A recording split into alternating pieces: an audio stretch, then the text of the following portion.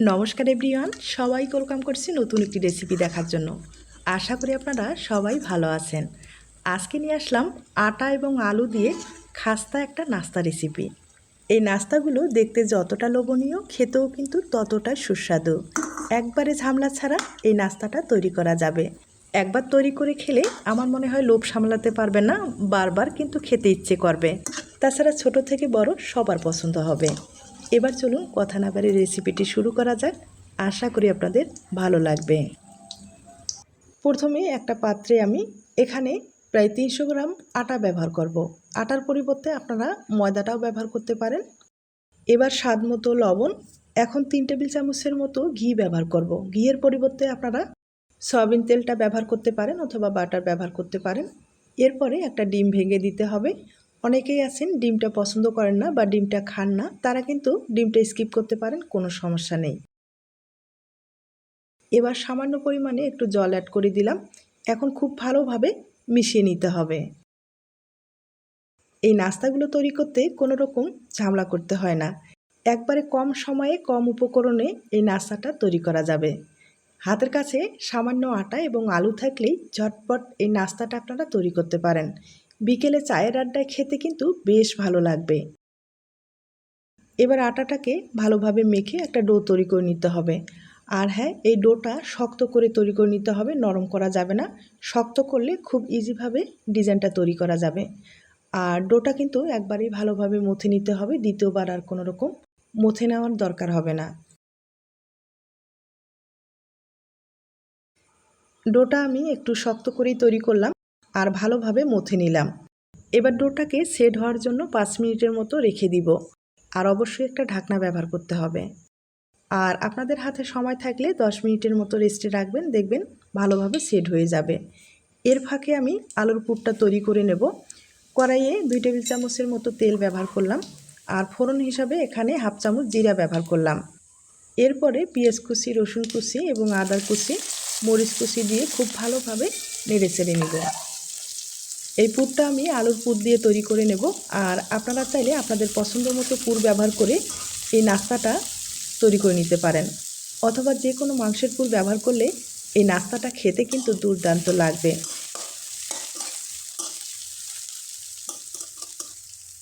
এখন এখানে দিয়ে দিব স্বাদ মতো লবণ, হলুদ, জিরের গুঁড়ো এবং গোলমরিচের গুঁড়ো দিয়ে সামান্য একটু জল অ্যাড করে দিয়ে খুব ভালোভাবে মিশিয়ে নেব। কিছুক্ষণ হালকাভাবে মশলাটাকে একটু কষে নিলাম। আর এখন যেটা করতে হবে, আমি আগে থেকেই আলু সিদ্ধ করে রেখেছি, সেগুলো ব্যবহার করলাম। আপনারা কিন্তু কাঁচা আলু কেটেও ব্যবহার করতে পারেন, তবে সময় কম থাকলে আলুটা সিদ্ধ করে আপনারা এভাবে পুরটা তৈরি করে নিতে পারেন। আর কিছুটা পরিমাণে এখানে ছোলার গুড় ব্যবহার করলাম, আমি আগে থেকে সিদ্ধ করে রেখেছি, তাইলে পুরটা খেতে কিন্তু খুব ভালো লাগবে। আর এভাবে কিছু সময় আমি একটু মিশিয়ে নেব। বেশি কিন্তু রান্না করার দরকার হয় না, জাস্ট শুধু একটু মিশিয়ে নিলেই হয়ে যাবে। আমি ভালোভাবে মিশিয়ে নিলাম। এবার স্বাদটা বাড়ানোর জন্য এখানে একটা ম্যাগি মশলা ব্যবহার করব, দেখবেন খেতে কিন্তু আরও ভালো লাগবে। এরপরে সামান্য একটু ধনেপাতা অ্যাড করে দিলাম। এখন খুব ভালোভাবে আবারও একটু মিশিয়ে নেব। এই পুরটা তৈরি করতে কিন্তু কোনো রকম ঝামেলা করতে হয় না। হাতের কাছে সামান্য কিছু মশলা অ্যাড করে দিয়ে আলুর পুরটা খুব সহজেই আপনারা তৈরি করে নিতে পারেন। আর এই আলুর পুরটা খেতে কিন্তু খুব ভালো লাগে, আপনারা চাইলে ট্রাই করতে পারেন। পুরটা হয়ে গেছে, এবার একটা প্লেটে আমি ঢেলে নিব। আর পুরোপুরি ঠান্ডা করে নিতে হবে, এরপরে নাস্তাতে ব্যবহার করতে হবে। এই পুরটা ঠান্ডা হতে থাক, এইদিকে কিন্তু ডোটাও সেট হয়ে গেছে। এখন ডোটাকে একটু লম্বালম্বি করে তৈরি করব, এরপরে একটা ছুরি দিয়ে পিস পিস করে কেটে নিব।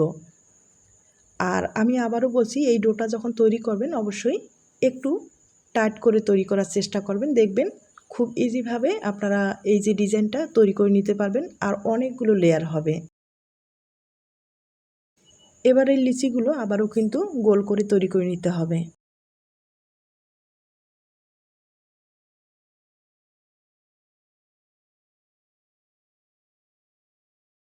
সবগুলো আমি গোল করে তৈরি করলাম, একটা রেখে বাকিগুলো আবারও ঢেকে রেখে দিব।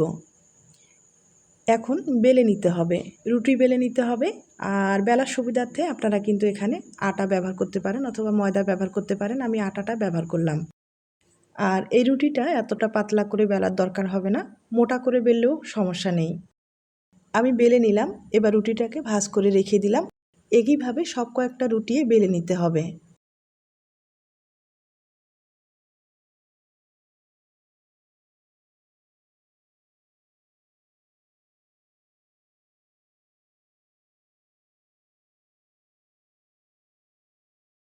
সব কয়েকটা রুটি আমি একইভাবে বেলে নিলাম।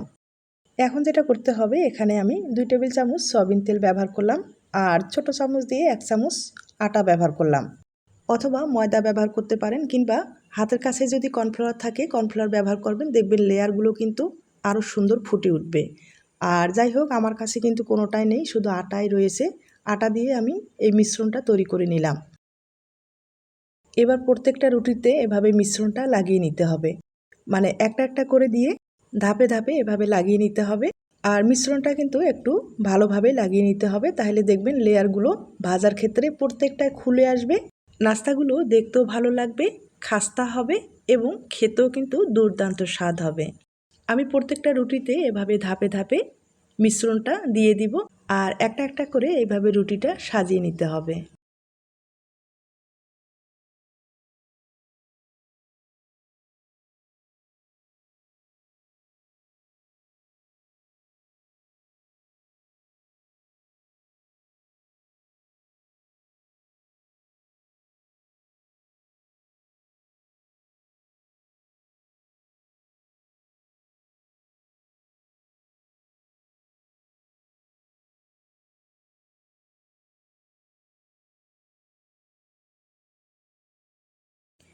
আমি সবগুলো রুটিতে এভাবে তেলের মিশ্রণটা দিয়ে দিলাম।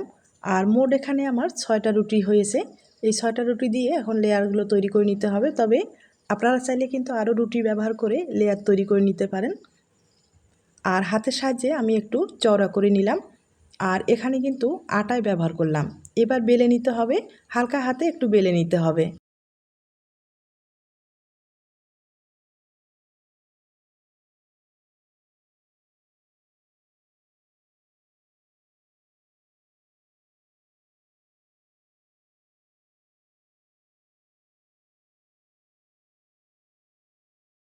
রুটিটা আমি একটু বড় করে বেলে নিলাম।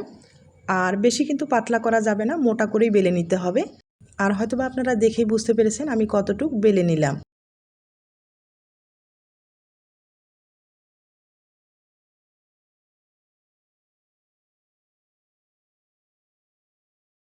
আমি কিন্তু একটু মোটা করেই বেলে নিলাম। এবার রুটিটাকে কিন্তু মুড়িয়ে নিতে হবে। তবে যে পাশে মুড়িয়ে নেবেন অবশ্যই একটু সমানভাবে কেটে নিতে হবে, কারণ ভিতরের লেয়ারটা কিন্তু সমান না হলে দেখতে ভালো লাগবে না। এরপরে রুটিটাকে সমানভাবে এভাবে মুড়িয়ে নিতে হবে, তবে টাইট করে মুড়িয়ে নিতে হবে, কোনো অংশের জন্য ফাঁকা না থাকে। ফাঁকা থাকলে ডিজাইনটা ভালো আসবে না। তাই একটু সময় নিয়ে এই কাজটা কিন্তু করে নিতে হবে। আর দেখতেই পাচ্ছেন আমি কিভাবে কাজটা করে নিচ্ছি। কোথাও কিন্তু ফাঁকার অংশ রাখা যাবে না, আমি আবারও বলছি।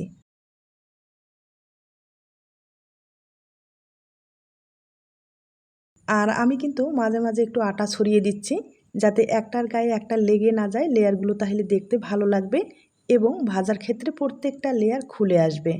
আমি ভালোভাবে মুড়িয়ে নিলাম, দেখতে পাচ্ছেন। এবার কিন্তু পিস পিস করে কেটে নিতে হবে। আর আমি একটা ছুরি ব্যবহার করব, তবে একবারে ছুরি দিয়ে কিন্তু সমানভাবে কাটবেন না, একটু আড়াআড়িভাবে কাটলে লেয়ারগুলো প্রত্যেকটায় বোঝা যাবে এবং ভাজার ক্ষেত্রেও ফুটে উঠবে। দেখতেই পাচ্ছেন কতগুলো লেয়ার হয়েছে, আর ভিতরে কিন্তু কোনো অংশে ফাঁকা নেই। একবারে সহজ পদ্ধতিতে আপনাদের আমি দেখিয়ে দিলাম। তবে এখন এই লিচিগুলো দিয়ে আপনাদের পছন্দ মতো পুর ব্যবহার করে কিন্তু যে কোনো নাস্তা অথবা পিঠা তৈরি করে নিতে পারেন। আর পিঠা হিসেবে তৈরি করলে আপনারা কিন্তু নারিকেলের পুরটা ব্যবহার করতে পারেন। নারিকেলের পুর ব্যবহার করলে এই পিঠাগুলো আপনারা চাইলে পুরো মাস সংরক্ষণ করে খেতে পারবেন। আর যদি সবজির পুর বা মাংসের পুর এগুলো ব্যবহার করেন, সেক্ষেত্রে কিন্তু সংরক্ষণ করা যাবে না, হয়তো বা 2-1 দিনের মতো সংরক্ষণ করে খেতে পারবেন। আমি সবগুলো একইভাবে কেটে নিলাম, আর দেখতে পাচ্ছেন অনেক কয়েকটা হয়েছে। একটা রেখে বাকিগুলো কিন্তু ভালোভাবে ঢেকে রাখতে হবে। এবার আপনাদের নাস্তার ডিজাইনটা তৈরি করে দেখিয়ে দিচ্ছি। হালকা হাতে চাপ দিয়ে কিন্তু এখন বেলে নিতে হবে।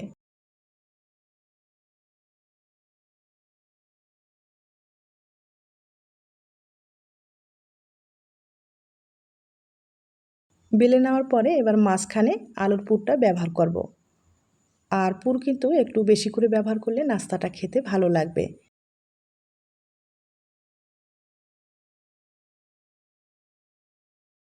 এবার নাস্তাটাকে সাইডের অংশগুলো ভালোভাবে মুড়িয়ে নিতে হবে।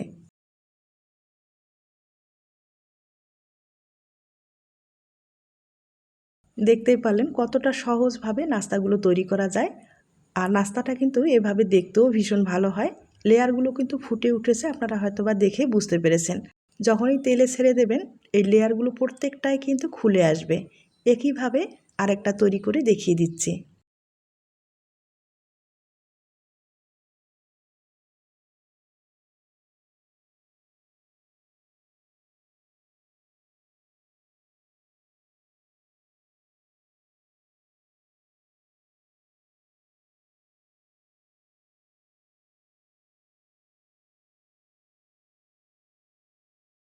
আমি দুইটা তৈরি করে আপনাদের দেখিয়ে দিলাম।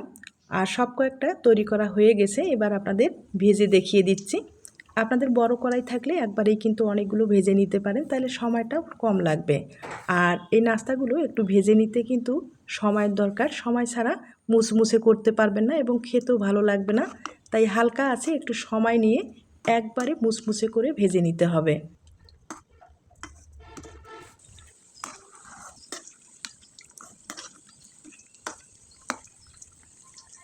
দেখতেই পাচ্ছেন প্রত্যেকটা নাস্তা কিন্তু তেলে দেওয়ার সাথে লেয়ারগুলো খুলে আসছে। আর এভাবে হালকা আছে ভেজে নিতে হবে। আমি আবারও বলছি, চুলার আঁচটা বাড়িয়ে যদি আপনারা ভেজে নেন সেক্ষেত্রে কিন্তু এই নাস্তার কালারটা খুব তাড়াতাড়ি চলে আসবে, ভিতরে কাঁচাই থেকে যাবে। তাই একটু সময় নিয়ে ভালোভাবে মুসমুসে করে ভেজে নিতে হবে। আর আমি কিন্তু অফ ক্যামেরায় একটু সময় নিয়ে ভেজে নিলাম। দেখতেই পাচ্ছেন নাস্তার কালারটাও কিন্তু ভালো এসেছে এবং প্রত্যেকটা লেয়ার খুলে আসছে, দেখতে অপূর্ব হয়েছে।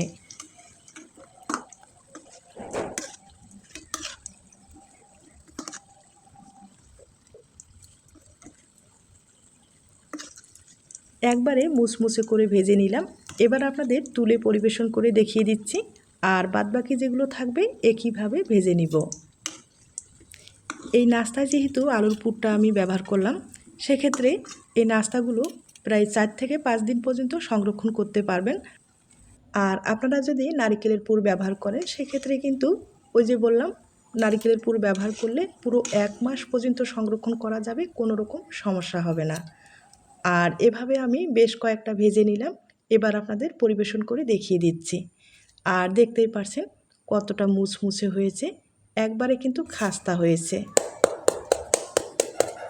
এখন আপনাদের দুইটা নাস্তা আমি ভেঙে দেখিয়ে দেব। দেখতেই পারছেন নাস্তাগুলো কতটা খাস্তা হয়েছে আর কতটা লোভনীয় হয়েছে। এই নাস্তাগুলো যে কেউ দেখলে লোভ সামলাতে পারবে না। আর এখন যেহেতু বর্ষার সিজন, আপনারা চাইলে সামান্য আটা এবং আলুর পুর দিয়ে অথবা ডিমের পুর ব্যবহার করে খুব সহজেই নাস্তাটা তৈরি করে চায়ের আড্ডায় কিন্তু বেশ জমিয়ে খেতে পারেন। আর হয়তোবা শব্দ শুনে বুঝতেই পেরেছেন, এখানে আর কিছুই বলার থাকে না। তবে একটা কথাই বলবো, যদি ভালো লেগে থাকে অবশ্যই একটা লাইক দিতে ভুলবেন না। আজ তাহলে এ পর্যন্ত, নতুন কোনো রেসিপির সাথে আবার দেখা হবে। সবাই ভালো থাকবেন, সুস্থ থাকবেন এবং নিরাপদে থাকবেন।